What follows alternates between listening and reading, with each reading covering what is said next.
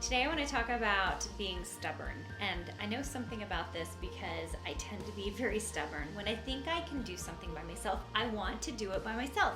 I want to learn how to make the thing by myself. I want to learn how to video edit the thing myself. In fact, one of the strengths of my business is that I made sure that I learned a good portion of the things that we do in our business before I handed it off to a different team member. Now, before all of this, when I was only a designer and the only thing I did was make money from my design business, is I made sure that I learned all the processes so that I could make money. That was part of the deal. And by doing so, I learned a lot, but I also wasted a lot of time. And part of it was because 15 years ago, we just didn't know, right? Like the digital market was emerging. Things like Amazon was still emerging. I don't even know what time when Amazon came into being, but it wasn't the way it is right now, where people are okay with taking online classes because they feel comfortable virtually with each other. It's just a totally different world than it was back then. So one of the things that I wish that someone had told me or made me do sooner, and that is get help where I needed help. And I sort of refused to get help, you guys. And that really shows in my progress, especially in year one. Some of you have heard the story of year one if you've been to a design boot camp, or if you have read my book, Design, Profit, and Prosper, which you can get on Amazon. If you have done either of those things, you know that I made very little money the very first year. And I attribute most of that to the fact that I refused to get help. It's so bad, you guys. I hate to even admit it, that it's something that I did. Now, how did I know now, because hindsight's 2020, what I did wrong back then? Well, one of the things I did about 2.5 years ago, 3 years ago, I started teaching courses again. And I was teaching them individually because I just wanted to check and see what would happen if I could spend time with the students who took my classes. It was a different concept than the way I did it previously. I taught a couple of classes online virtually, 15 years ago, 13 years ago, a long time ago. And it was very much like I did the course, people took the course, and then we were done. And I tried to add a little interaction back then, like I would do critiques on people's stuff. They would turn it in and I would go through it for them. But it just really wasn't the same as what I put together today, which is really knowing my members. I know what they're working on, helping them get to where they needed to go, because then I would feel accountable for what they were working on.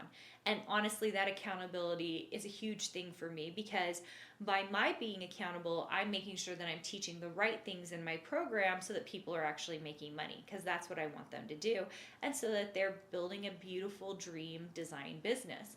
And the only way to do that was for me to feel like they were like my friend, that they were like my sister. I give advice to my sisters for business all the time, things I think they could do, things they can fix or finish. And you guys have heard Sweetkim come on here, because Sweetkim's our Etsy coach. When you are talking to someone that's a good friend or your family member, you're going to try to give them the very best advice you possibly can, right? And it's because you know them and you love them and you're hoping for their success. And I just recognized that if I did the same thing in my program, that my people would be more successful. If I was invested, if I saw what they were doing, if I could give them advice to move them forward. I think it's just everything. Okay, moving back to refusing to get help. So about 2.5 years ago, 2.5 years ago? Yeah, not even 2.5 years ago, almost just 2 years ago. I signed up for a program. I just saw a Facebook ad. Many of you who've come to a design boot camp, you saw a Facebook ad. That's the same thing that happened to me. I saw a Facebook ad, and it was someone who was saying, if you're having trouble launching this thing that you're working on, you should come to my boot camp. So I did. I went to it, and it changed my life, because I listened and I thought, you know what? I'm not coachable. I need to do something that someone tells me to do to see if I can make it work. And this is in particular for my design program, but I wish I had done this for as a designer. There wasn't a program like mine that existed, but I wish instead I had reached out to other designers more, to the CEOs of my companies that I worked with, and spent more time with them, because I would have been coachable. Even you guys heard me a couple of episodes back talking about the live retreat and sitting down with Jenny Doan.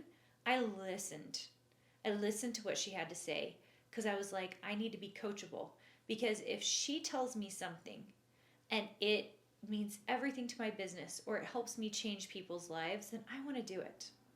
I want to try to do it. And so I think if you are someone who has felt like you have to do everything in your business, and I just heard another episode from another podcast where they were talking about this, like they felt like it wasn't their business if they didn't do everything in it. I think I certainly had that issue. You know, when I started my business, many of you know, I read a Dreamweaver book and I built a website. And it's because it was my business. I felt like I owned it and I felt like I had to do it. I built every single product myself. I listed them myself. I did the marketing myself. I got into the chat rooms. I explored and did everything with my shops. And it's the process of starting to let go of some of those things. And that took me a little while. It took me actually owning Miniloo, which was our physical product company, for me to realize, Carina, you can't do anything to build a really great big business. And that I can't help. I can't refuse help any longer, because it is to the detriment of my making money as a design business owner. And especially in Miniloo, that happened because I couldn't ship everything myself, right? I mean, we had, you guys, seriously, we had a book come in from China, which took us, you know, a long time to get. We got it in, 2,000 of them gone in 1 week. All right. Like, I can't ship all of those myself. That's not going to happen. I remember like sobbing, like I was crying, because I was like, this is the most first world problem to have. Like, I can't get any more of this book for 6 months. And I sold out of them in 1 week. I mean, like, seriously, come on. It's like amazing problems to have. But I still was sobbing, because I was just like, everyone's asking for it right now and I can't get it for them. It was like one of those moments. Anyway, so by starting Miniloo, I realized that I couldn't refuse the help anymore. I needed a shipper. I needed someone to help me build products. I needed to build up my listings. We were trying to expand all of the design things at the time. And at the time, I also was still the creative director of Cartabella. So I had a new company, director of Cartabella, and I own a design business all at the same time. At the time, I had a lot of personal struggles going on. And I know I don't get on here very often to talk about personal struggles, but I'm just going to say this. They were not minor things. They were big things. My oldest daughter at the time had just gotten a new diagnosis. I started homeschooling her on top of it. I hear of lots and lots of moms who talk about how hard it is to do their design work and have a kid either at home, homeschooling, or with a disability. I'm here to tell you, I've lived through all of that. Not only is it possible to do it, but you just have to have enough self-discipline to know what matters and what's most important. And part of that is not refusing the help, okay? Refusing the help from your spouse or your partner, refusing help from other children, refusing help from, for me, it was my mother-in-law. My mother-in-law stepped in and started taking my youngest at the time, who was in preschool, and giving me a couple of extra hours to work a few days a week. That was huge for me. Hiring more people to help me run the businesses so that we could grow into what I knew we could become, right? So I cannot tell you, some of you are trying to do this all by yourself. You're an aspiring designer, you're doing it all by yourself. It doesn't mean you can't do all the work yourself, because I certainly did, and I certainly recommend you do it at the beginning. But those of you who need the inside scoop, you need mentorship, and you're not seeking those things out, it is a problem. It is keeping you far behind everybody else because you're refusing the help. And I say this with all love, like especially tough love, because I wish that someone had sat me down and said, Carina, you need to ask for more help.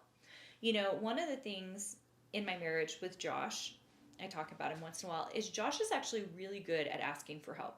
In fact, he is so good at asking for help that he will ask for help for me. And sometimes to my detriment, because I'm like, don't ask so-and-so to help me. And he's like, no, you need the help. And I'm like, no, don't ask. I'm like, refusing and very stubborn. And he's like, no, you need the help, right? One thing that's been currently happening in my business that I am so appreciative of is that I feel like I have been slowly and surely building for the last 2 years a dream team. And in my company, someone, in fact, my ops manager, started as my first VA, who is now my ops manager. And she is consistently asking me what she can take off my list, but not only just what she can take off, but she's looking at the things on my list going, I wonder if we can do that. I wonder if someone on the team can do that. I wonder if I can do that. And oh my gosh, it has been the biggest blessing, because otherwise I will hold on to everything. I'm very, very good at holding on to things because I feel like they have to be done a certain way, and I want to micromanage them, and I get really stressed out. And I'm here to tell you that is not the way of growth, because there's so many other things I should be taking care of. I am the main designer in my design business. I like designing. And if I can get that time back to design, do you know how important that is? Especially when I've been working on new wallpaper collections, new printable collections, especially as we're showing off all these new short-term rentals we've been doing. And so I guess my message today is it's okay to ask for help. It's also okay to decide you want to pay for help. And that's what happened to me over 2 years ago. When I followed that ad and I went in and I was coachable, and then I purchased the thing. It was more than I'd ever spent in my life. I wasn't sick to my stomach. I just thought, if I'm going to pay this, I'm going to make this work, which is the way I feel about my Design Suite members who come into my program. If they're going to pay my fee, they've got to make sure that they can make that investment back. That's what I'm looking for. I'm looking for that grit to know that this is their dream and they're going to do what they need to do so they can make their investment back and more, okay?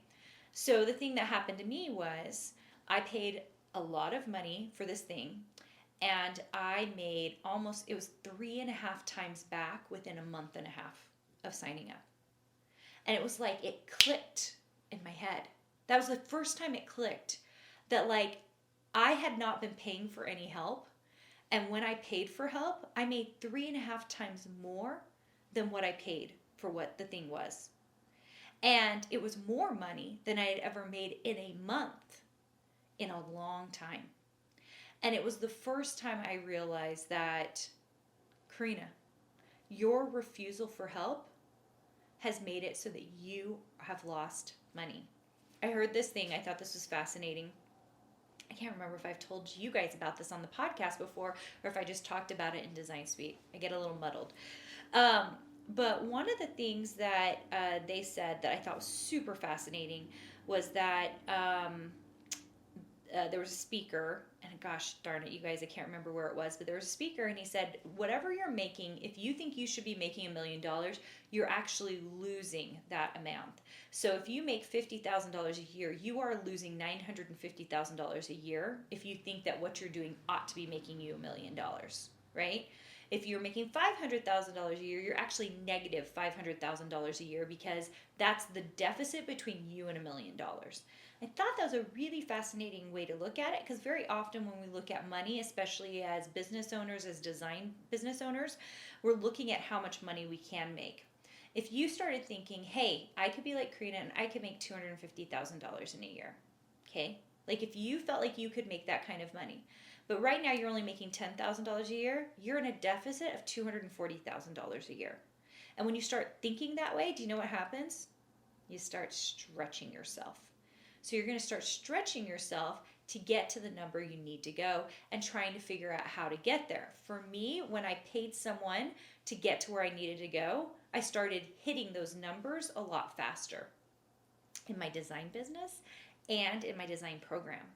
So that's the thing that I cannot help but tell you, is that refusal to get help, to be stubborn, these are big deals. Now, I'm going to say something that might be controversial, even though I know lots of you want this thing. And that is very early in my career, as I started my design business, one of the first things I hired out was the cleaning of my house. And we had a cleaner come every other week during my design business. Now, why did I do that? In my heart, if I knew I was using that same amount of time, 2.5 hours to clean my house, designing, I knew how much money I could make designing. And when I weighed that against the cost of hiring a cleaner, it just didn't make any sense not to have a cleaner. And so maybe your refusal for help is simply hiring some things that maybe would help you in your life so that you can do the work you need to do. Now, some of you might be like, okay, that's the excuse I needed to go home and tell my husband that I need to X, Y, and Z. But that's not really what I'm saying, because here's the thing. If your hour, I didn't do it until I was pretty good and my business was starting to go. But if you get to a point where you see that 3 hours of your time is worth more than having someone else clean your house, that is when you need to hire a cleaner, okay? And usually it means you're fast in Illustrator. Some of the things we've talked about before, fast in Illustrator, you're designing well, you're building up a product listing, you're doing all the things you need to do, right? So just be aware of that. Start thinking about that and figuring out what your time is worth, because that matters. What your time is worth, it matters. It really does. So, and that's some of that refusal to help. Like, I can do it all. I can be a great housewife. I can be a great mom. I can be a great business owner. And then you start feeling like something is slipping. Oh my gosh, how many times have I felt like something is slipping, okay? At the time of recording this, my house is a disaster. I'm just going to tell you that right up front, okay? I have been traveling. I've been in between travels. I was like home. I'm home for like 3 or 4 days. I'm actually leaving again today. And my house is a disaster. And I have made the conscious decision that my house has to be a mess because I do not have time for it. I need to do podcast episodes so that my team can get them in time to edit them. These are decisions you have to make as a business owner, and you have to not feel guilty about it, okay? I'm going out of town again, and one of my daughters misses me. What I am doing is going to go pick her up for lunch at school so I can go out to lunch with her, because it's about quality time in my mind than it is about quantity time. So I'm going to go have some quality time with her, and then I have to get on a flight. You guys, this life is not a balanced life. It just isn't. It's really difficult to make everything work and go, which is part of the reason I'm telling you that do not refuse any kind of help that comes your way, whether it's paid, whether it's free, whether it's allocation of time. If you can go out of your way to figure out how you can take the help so that it can really make your life a little bit better, so that you can pay attention to the things that really matter, that is when you will start winning in your design business and in your life. That's all there is to it, okay?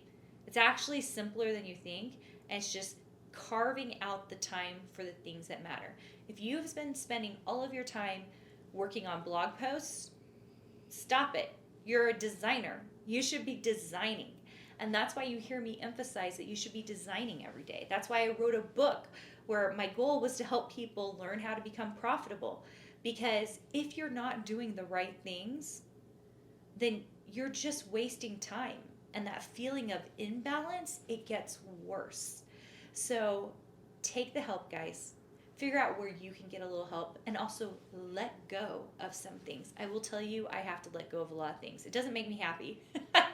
I love it when my house is perfectly clean. It is not, nor will it be for the next several weeks, as we are doing so many things in the business. And I've just decided that it's okay. This is the season of my life, okay? All right. I hope you had a good time today. I hope this was helpful, and some of you had some aha moments in your brain that just sparked and you were like, okay, I am going to take this help. You know, so-and-so offered this to me. Or, you know, we do make enough money to get some house cleaners. Or, you know what, I am going to pay to be in that program or take that course or join some DIY program to help me get the knowledge I need instead of trying to find all this information on the internet, okay? You guys, there are so many resources. It's just how you decide you're going to allocate your time. All right, guys, I will see you soon. Hey, did you know that you can visit me at makeanddesign.com to learn more about this podcast and join my VIP group for weekly freebies? I can't wait to see you there.